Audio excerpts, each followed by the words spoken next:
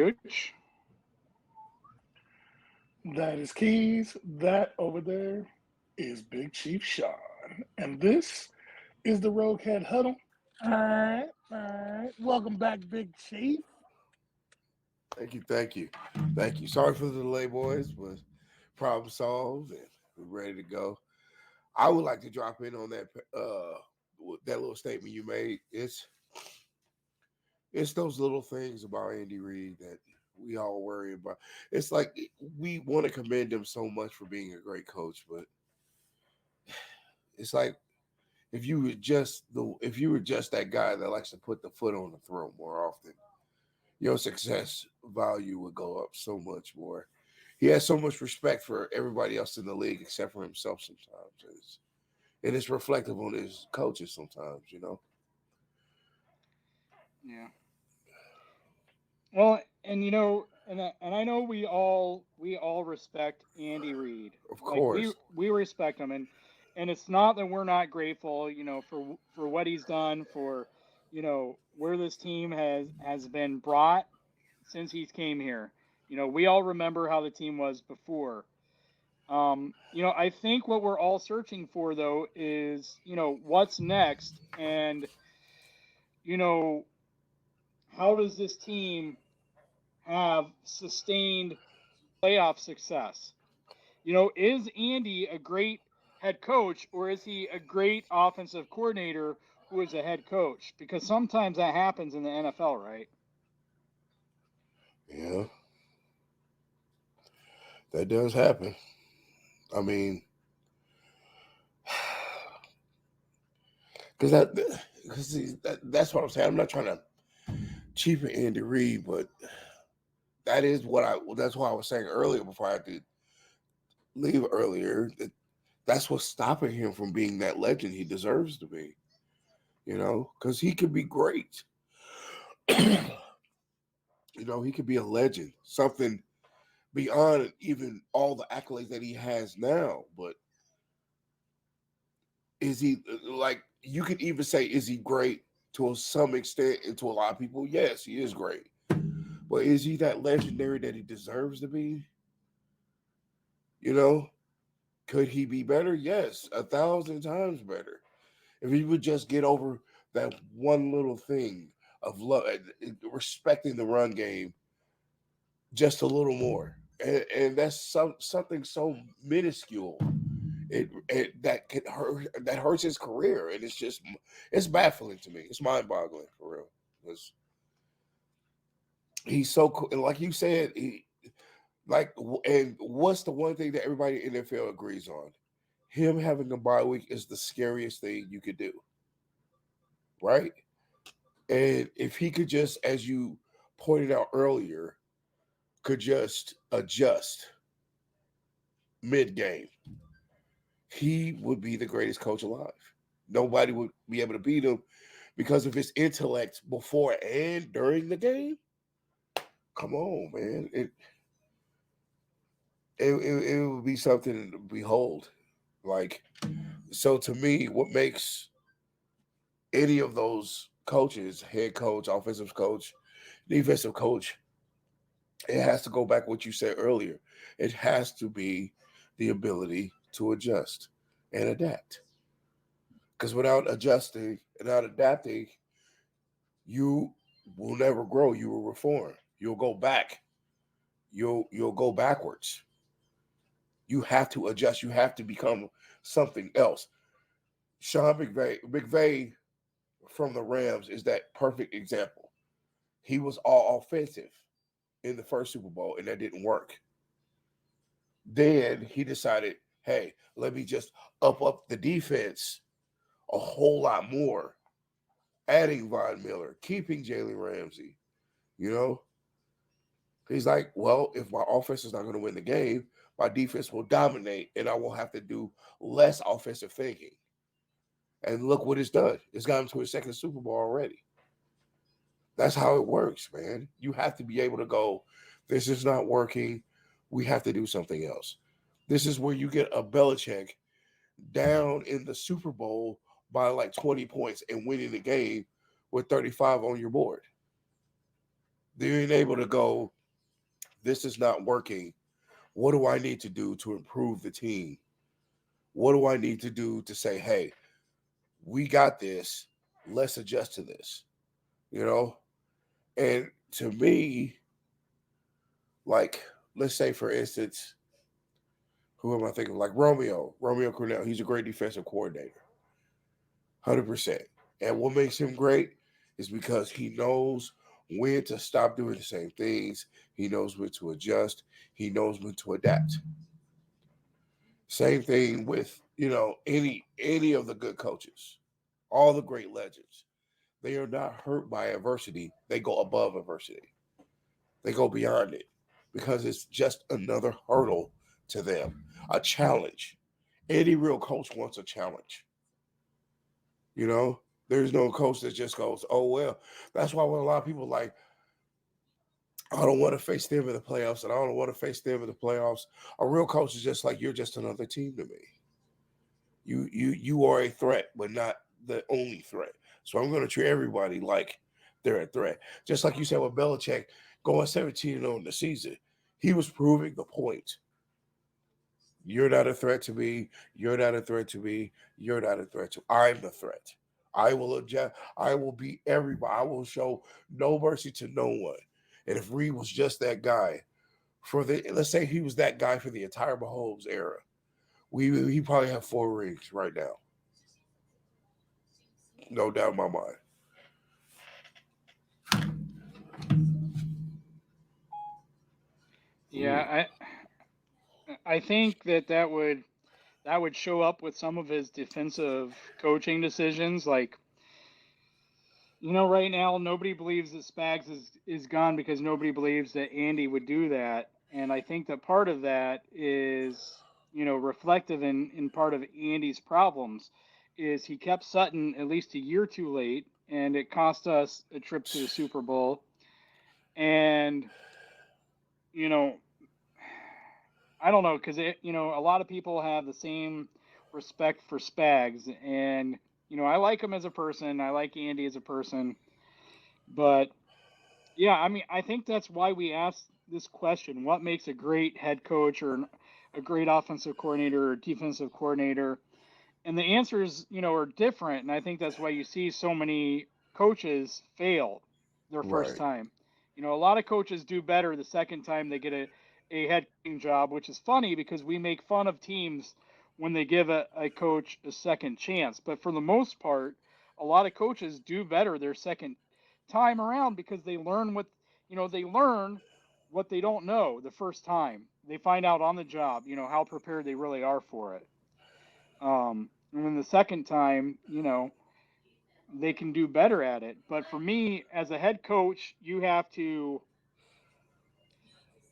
be great at dealing with all kinds of personalities, and helping that those personalities gel, fight for one another, buy into what you're saying.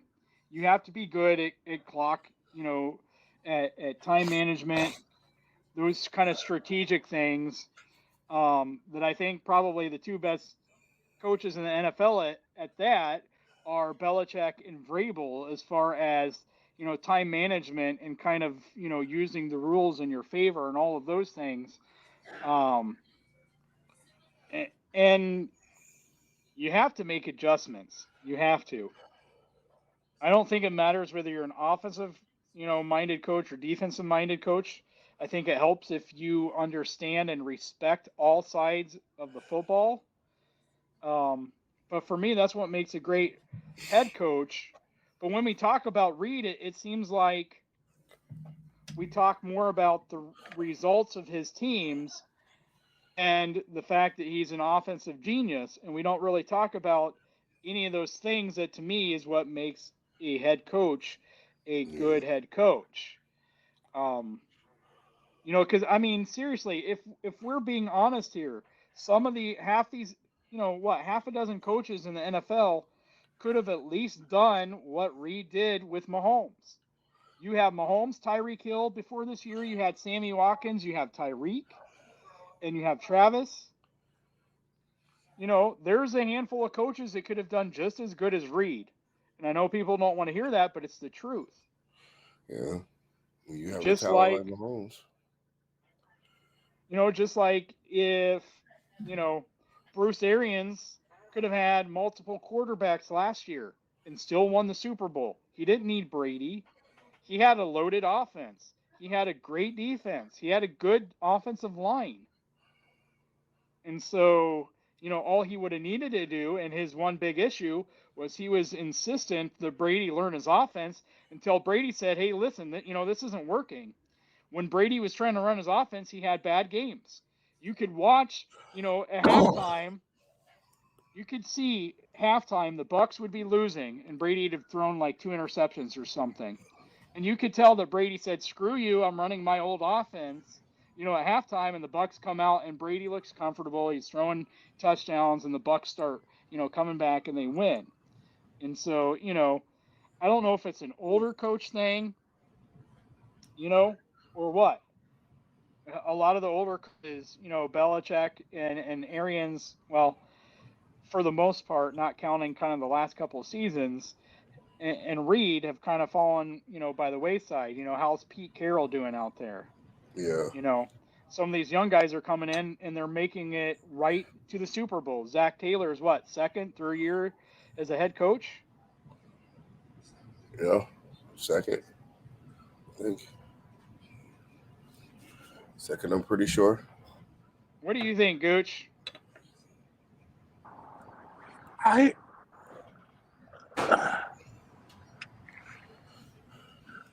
what makes a great head coach, offensive coordinator, defensive coordinator? Obviously, your scheme doesn't have to be flawless, right? You just have to be able Right. to make adjustments. Have to be able to make adjustments based off what you see. But on the flip side, you need I think you need to be innovative. Andy Reid, for all the offensive genius and stuff like that, I think a lot of people take that term and they don't really think about the fact that the reason why they call him an offensive genius is because he's steadily evolving his offense. He's being innovative. A lot of the concepts that he's running now are college concepts that nobody thought about bringing over until Andy did it. Take McVay. McVay took some of Andy's stuff, but he runs it all out of 11 personnel. You know what I'm saying? Same type of thing, but he's the same formation. He's just innovative with his route concepts, and that's how his receivers are getting free. It's how Cooper Kupp got 2,000 yards or whatever like that. I mean, it's just I think the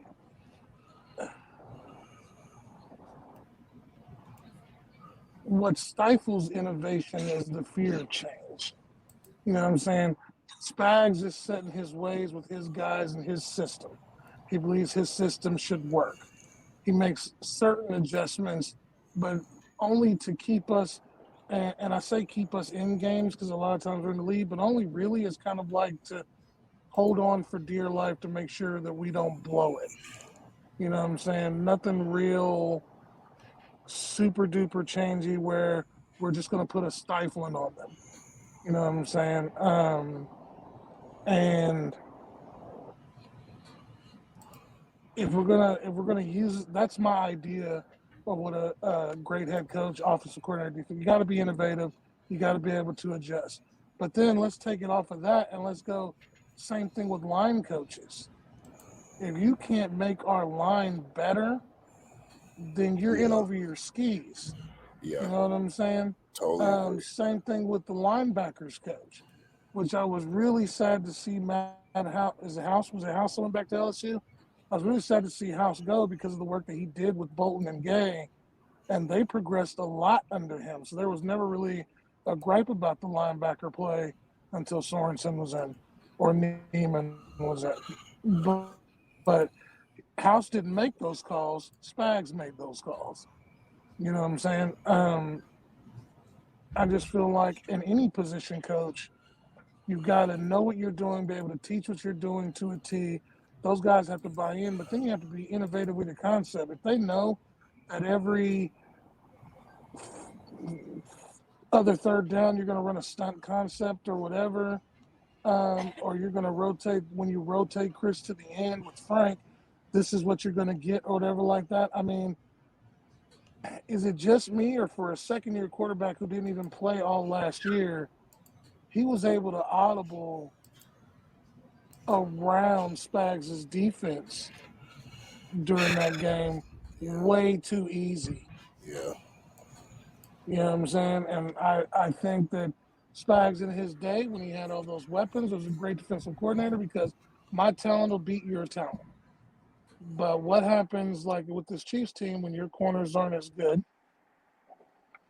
When, you know, you've got lesser talent out there in Sorensen and your D-line's not getting home. Anyway, that was my take. I just added a question on the end. I'm gonna say I'm going with the Rams, and Yeah. you know I know there's a group of Chiefs fans out there, for whatever reason, that are like, you know, you root for the team, your team. That's not the attitude I grew up with. We've talked about that before on here. The Bengals can go to hell. I want to see them get their teeth smashed in. There's no way I'm going to root for them. There's no way I'm going to pick them.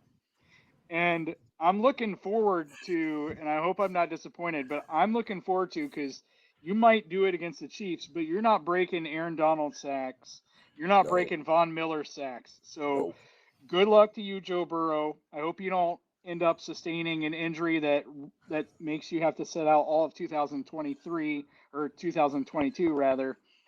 But I think when you take those three players, Donald, Miller, and Jalen Ramsey, you know, guess who Jalen Ramsey's probably going to be lined up on all game, Yeah.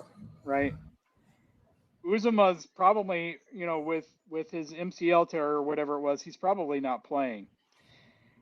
So you're having your backup tight end. You're probably not going to be very successful with Mixon if you have Aaron Donald plugging up the middle, right? They're going to want to run away from him. And so that really makes it Burrow and Higgins and Boyd. And now, granted, Higgins and Boyd could do some damage, but, you know, I think the Rams can game plan well enough, you know, against them. And for the most part, Spags did, you know, when Burrow wasn't breaking sacks and then, you know, scrolling and making plays, you know, when he wasn't scrambling, our defense did a fairly good job, but Spags still wouldn't press, you know, and we talked about this, Gooch, last week, in the way that we mean press, not getting right up to a receiver, but actually jamming a receiver at the line. And so Man, I that would I help. think I think the Rams will do that, and that'll give time for Aaron Donald and Von Miller to get home.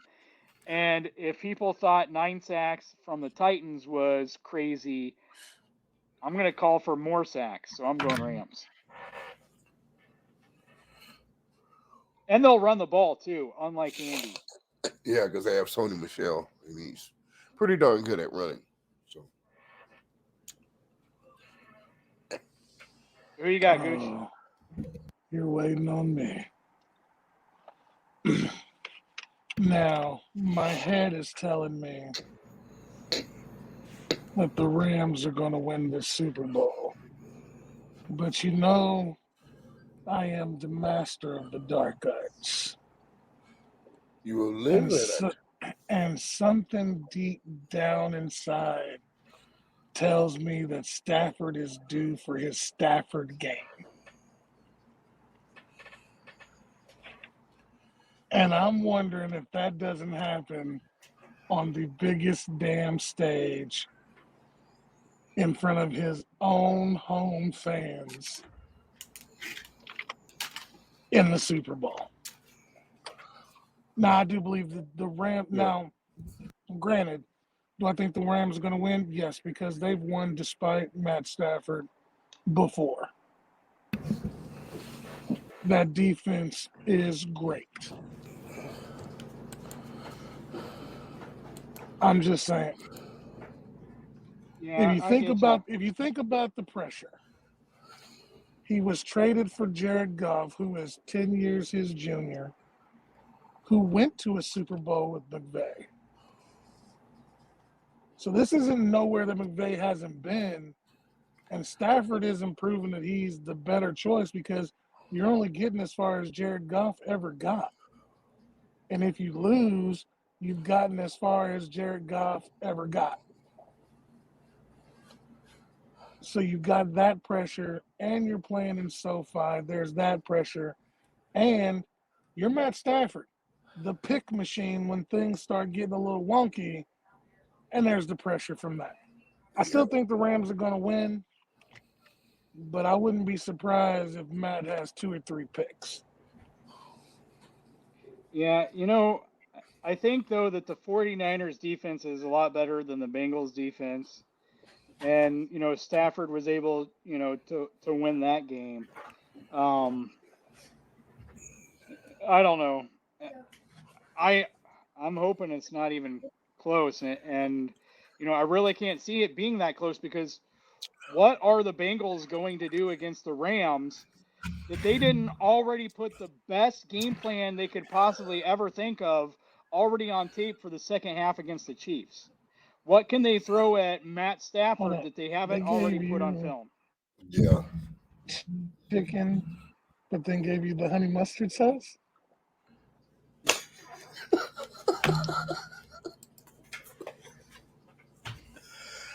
Well, they didn't give him the honey mustard, so yeah. No, man, I got some weird stuff going on over here, brothers. What's your final score? What's your score prediction? Mine, and obviously I was joking on the question earlier. Obviously, I would like to root for nobody. That is not my official pick. Obviously, that's who I would want to win. I would just like to turn into one draw. Excuse me, one giant draw, and both of them go home upset. But if I had to pick one, obviously it would be the Rams, and that score more likely because of the guy I picked, Aaron Donald. It's more likely going to turn into a 30-15 type of a game. Yeah, I was going to say 38-17, so I think we're kind of close there. Yeah. Ooh, and I'm the only one that's got it closer at 34-31. Burrow, they don't have the defense to stop Cup. They barely had the defense to stop Tyreek. If it wasn't for our meltdown, they wouldn't even win the game at all. They would have been dominated. Did you see what Kelsey was doing to him? That was just Kelsey and Hill. You imagine what Cup and OBJ is going to do to him? I saw what they weren't doing in the second half. Yeah, not running the ball, but they got Sony Michel, and McVay's not an idiot, so he's going to run with Sony Michel as much as he can. Trust, he's going to run. Because he's got Akers. You're right. Yeah, and he's got Akers. I straight up forgot about Akers. They got Akers too. So yeah, there you go. They couldn't even stop McKinnon, and McKinnon's smaller than Akers. But he is fast. Yeah, he's fast. Yeah, he's fast too. You think they're gonna stop Sony Michel's big body? He's gonna run over him. He's gonna hurt him. And then, like you said, 9 sacks with the Titans.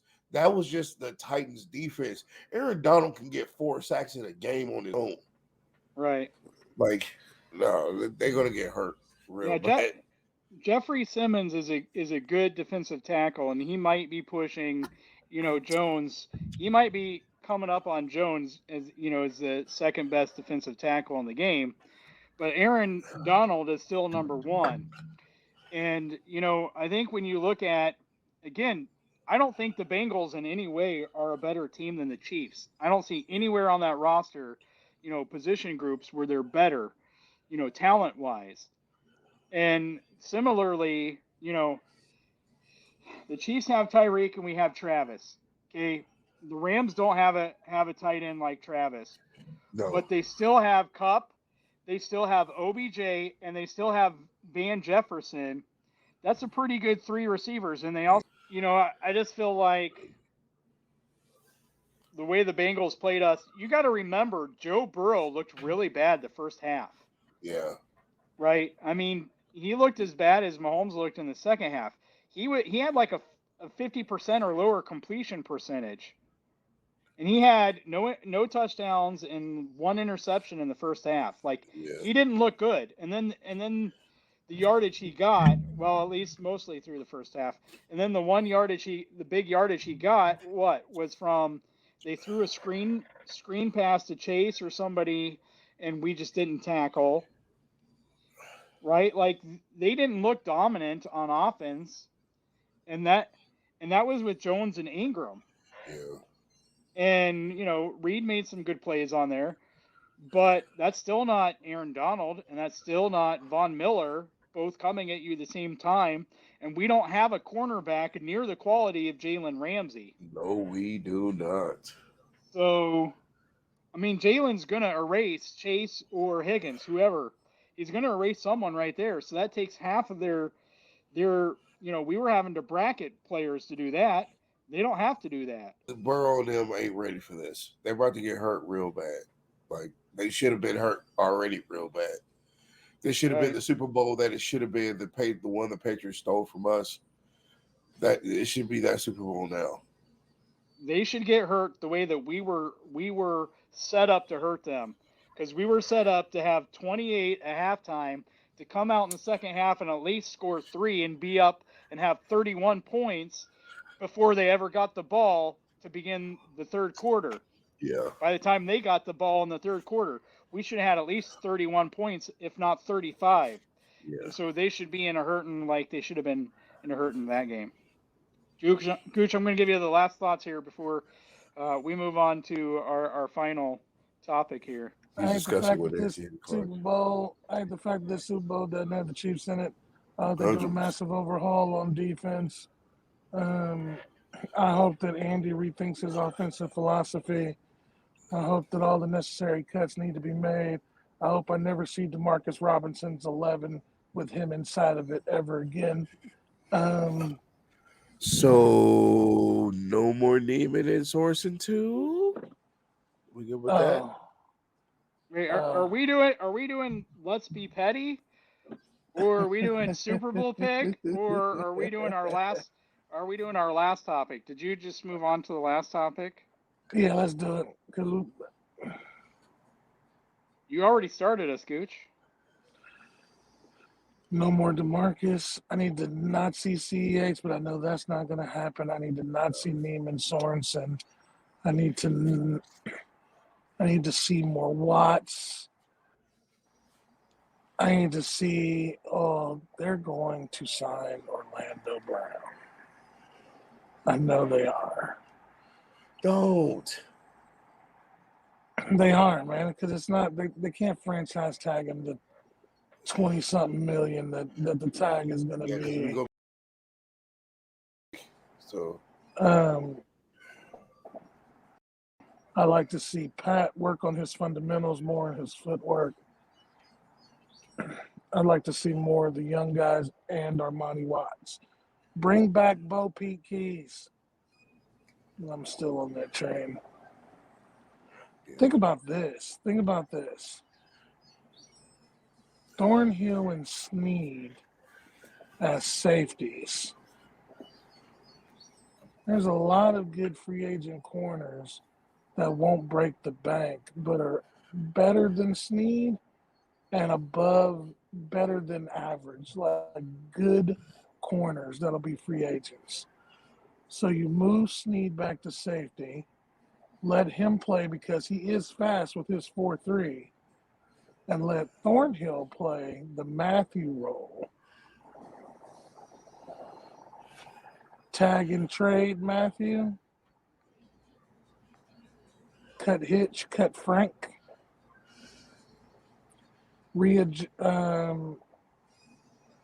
Restructure Jones and Mahomes so that their money is what is it, bonus money or upfront money to give you more cap room, and just start going after some of these studs who want to ring chase. And since there is no Brady, wouldn't you rather ring chase with Mahomes? That's mine.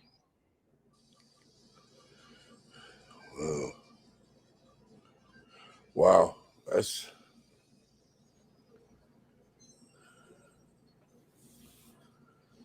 I'm just looking, and what I would like to see to make me feel good about this upcoming season, I really need to see. I want to see Reid finally be a bad guy for once. I need to see. I need to see the change.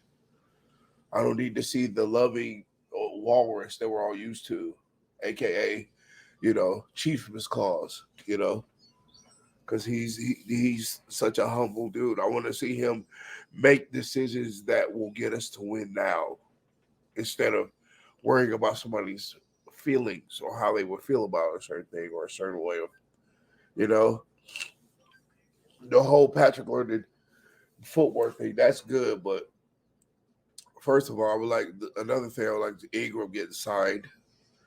That would be the best. What else? Obviously, Neiman and Sorensen have to go. Like, there is no and or ifs to that. They have to go. We can't keep doing this every year of, well, they know the playbook. If the main thing I would like to see this year that will give me the confidence for next year is start taking some risk. The last time they took a risk was Patrick Mahomes. It paid off. Do it again, especially in the draft. Take a risk. Stop being conventional. Stop doing it makes it safe. Do something out of this world and make a change. The only person right now that would make me feel comfortable about next year is Veach, because he's the only one that's really trying. And I will question, he doesn't have the greatest defensive mind, but at least he's trying. At least he got us lead. Lead he's got us one. But it's time to start taking some risk and start thinking outside the box. That's what will make me happy for this next season, because this is what we've done the whole tenure of the Mahomes era. We've stayed the same. Regardless of how much of the little changes we made, we stayed the same team. We pass, we pass, we pass. We pass, we pass, we pass. Defense, bend, don't break. Bend, don't break. And we keep doing it over and over again, thinking that formula is going to work. It's time to start taking risks. It's time to start investing in better ideals for the team. Maybe we need to get a better running back so our quarterback can rest up some more. Maybe we we get a better defensive line so our corners maybe don't have to look so bad. But we have to start taking a risk. We can't play it safe no more. I just checked the free agency. There are a gob of dudes out there with no rings that have so much to prove right now. If we just take a risk, we may be able to hit that hump. I mean, Juju Smith-Schuster, Stephon Gilmore, these are some risky people.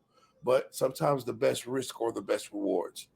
So if anything would make me feel happy for this offseason, Reid, Veach have to take risk. One risk is getting rid of Spags. That's a risky deal because that's killing your comfortability. Another one's getting rid of Bieniemy.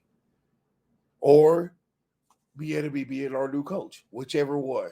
Take a risk. We need to start doing that. Because when we got Mahomes, what did everybody say about him? He was undisciplined. He's a project.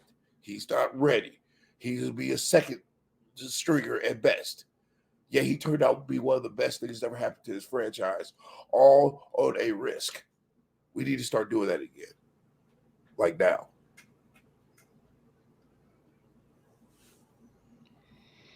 Yeah. Um, I think I'm mostly there with you guys. You know, I think I got to see this coaching staff made over in a lot of ways. Um, I like Spags, but I think he's got to go. I like to see someone like Flores or Fangio brought in. And I understand there's other names out there like Rex Ryan or Wink Martindale, but both of those guys. First off, Rex Ryan is a mouthy hothead, and both of those guys like to blitz a lot. So if you hate the fact that Spags was blitzing in situations where he should have been playing it safe, then you're not going to want someone like Rex Ryan. You're not gonna probably want someone like Wink Martindale. Right. Um, and so for me, I really like Flores, and of course, I'll be rooting for him to get a head coach job, just like I'll be rooting for EB to get a head coach job. But there's only like three of those left. But selfishly, I'd rather love to see him coach our defense. Because he did a lot of creative stuff in his time with Miami. They were doing some really cool stuff, with read blitzes and simulated pressures that I want to see our defense do. And he was getting a lot out of our defense, or not our defense. He was getting a lot out of the Dolphins' defense. So I'd like to see that. Um, and for me, that would be probably the biggest move. Put him in the farm. Beach seems that last year he attacked the offensive line. You know, he already said in his presser that they value like their biggest values are on offensive line and defensive line, which would suggest that he's going to go out and really attack the defensive line in free agency, the trade market, and the draft. And He's so not gonna. I think he will. Veach will do it because Oh, Veach. You said Veach. yeah, I'm sorry. Veach, You said yeah, Veach. yeah. I thought you said Reid. My bad. No, yeah, Veach will do it. Like it seems that's the direction he's going to go. And he was asked about receiver, about would he go after a receiver since he'd been going after receivers, and I do think he will. And I think if that pushes Pringle and Hardman to 3 and 4 receivers, wide receivers, that would make them 4 and 5 behind Travis and Tyreek, maybe even 6, because if we get Jody back, and he progresses and he looks anything what he looked like last year, Jody could be your third receiver behind Travis and Tyreek, and so, but if he brings in another receiver, he brings in another receiver. But to me, offense, you got to get a better running back. I'd like to see a more complete running back. And we've already talked about that before. We talked about it on Big Chief Shawn show. We talked about it here a couple weeks ago. It really killed offense that we drafted CEH instead of Jonathan Taylor. Like Jonathan Taylor would have completely opened up this offense. Guess what? The Bengals would not have been dropping 8 if Jonathan Taylor was our running back. They would have been utterly screwed, and every other team in the NFL would have been utterly screwed. If we had drafted Jonathan Taylor and we were committed to a balanced offense, Yeah. we might have went 17-0. Okay, we wouldn't have went 17-0. We would have went 16-1 because we would have been resting our starters week 18. I will agree to that 100%, Keith. Just a simple fact. We talk bad about him when we were more than the offense, when we had Hunt on the field. When And he was so, heading him off the ball. yep, absolutely. You and Gooch are 100% on that one. That's when our offense never looked better than when we were able to do that. Yeah. And so, I think other than that, offensively, I think the biggest thing is Andy has to, if he stays, and I'm saying that, and it's pretty obvious he's going to stay. Um, but whether EB stays or not, they have to bring somebody in who is capable at seeing what the other team's defense is doing in game, and so that either Andy can formulate adjustments or that person themselves can offer up adjustments to Andy. Someone has to be a voice in that offensive side of the ball, in that room, to help them get past Andy's lack of in-game adjustments because it's killing them. And it's the same thing on the defensive side. Like I said, you're ahead 21-10. So what you've been doing so far is working offensively and defensively. And then the other coach comes out and they've made adjustments at halftime. It can't take you another 30 minutes.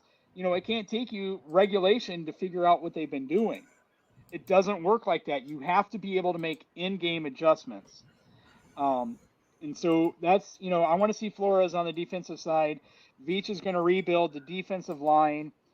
You only have to replace one or two linebackers because you have starters in Gay and in Bolton. You cut Hitch, you let Neiman go, you find your third linebacker there, and one of these two guys has got to be able to be on the field in your nickel package. You got to be able to keep them on the field. You can't let offenses manipulate you into taking your best linebackers off the field. Willie Gay was out there sometimes and he was on wide receivers and he was making plays. He was breaking up plays. And so you can do it. Um, Cornerback room, we have a lot of free agents. Um, I'd like to see us bring Fenton back. I think Ward is probably going to be overpriced. Someone's going to overpay him. And so, I'm probably there with you, Gooch. If we can get a really good veteran cornerback for a decent price, you know, I think you do it. I'm still not there on Tyron yet. In my mind, you tag Orlando Brown. The tag is projected to be around 16.5 million for an offensive line. You tag him, you try to trade him. Very least, tag him and you let him talk to all the other teams so that he can find out that no other team has a left tackle. If he finds a team that now thinks he's a left tackle, you start talking to them about a trade. Because I don't think he's a left tackle. I think he's a right tackle. I think he'd be a fabulous right tackle for us, but I don't think he's a left tackle. And I don't want to risk paying him 25 million a year to be a left tackle who has to false start every single passing down because he's too slow when the other team puts a speed rusher right across from him. Because guess what teams are going to do? They got a speed Yep. rusher. They're going to line him up on his side. Even if that guy lines up on the other side against the right tackle every other game, for that game they're going to put him up on Orlando's side. So for me, that's a big issue. Um, and so in that situation, you're not tagging Tyron. And Gooch, you stole my line because I said in the Discord, Tyron's not a safety in my mind. He's a slot cornerback. That's how you play him. That's how you should pay him. Not as a top safety, because to me, he's not that. You don't want him in a two deep safety. You don't want him as the deep safety. You want him playing kind of that slot linebacker hybrid. And I would actually, if I had to go into dime, I would play Tyron if we kept him and Sneed both on each side. I would play them that way because they're more versatile that way. If you can get the cornerbacks for that, after sign another safety to go back there with Juan. And that's how I would do it.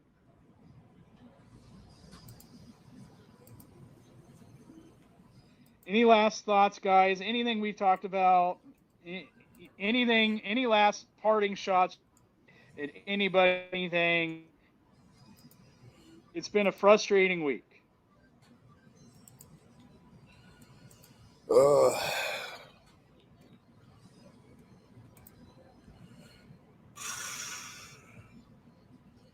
better luck next year? No.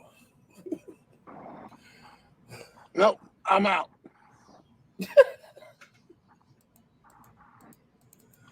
Um, Gooch is here playing Chiefs offense in the second half. He's out. He left the stadium. holy crap. At least he didn't freeze up. Just change up, Reid. If I could leave a last statement, and I mean this to the bottom of my heart, Reid, be a legend. Stop with the get over yourself, get over your ego, get over your way or the highway, because it always will be the highway. So pave your own road, take a risk, be different. That's all. That's pretty much it. It's not that we hate players or coaches. We'd love for Andy to stay and to get better and grow as a coach and win 6 more Super Bowls with 7, 8 more Super Bowls with us. Yeah. But you have to be willing to grow as a person. You have to be willing to grow as a coach and to face, you know, to humble yourself and favor you need to grow as a coach. Because if you're not willing to grow as a coach, how can you expect your players to grow as players and men? That's right. That's deep. That was real deep, Keys. All right, we appreciate anybody who watches this content, whether religiously or passing. Go back, check out all the other stuff on RGR. Me and Keys with the huddle. Big Chief Shawn over there with the tailgating, and check his channel out. Subscribe. That man has over 500 subscribers. We're trying to get him to 1,000 or more, and keep going. We've got the live stream. We've got the live stream Q&A on Monday. Chief of the North on Thursday. Game plans. The draft is coming. Ryan is on Locked On NFL Draft. He's on Locked On Chiefs.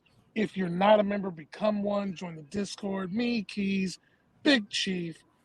The Mod Father's in there. He also does the picks pool on the channel. We're all there. I'm on the Twitter. Big Chief Shawn's on the Twitter. Keys is on the Twitter. Ryan's on the Twitter. We're all there too.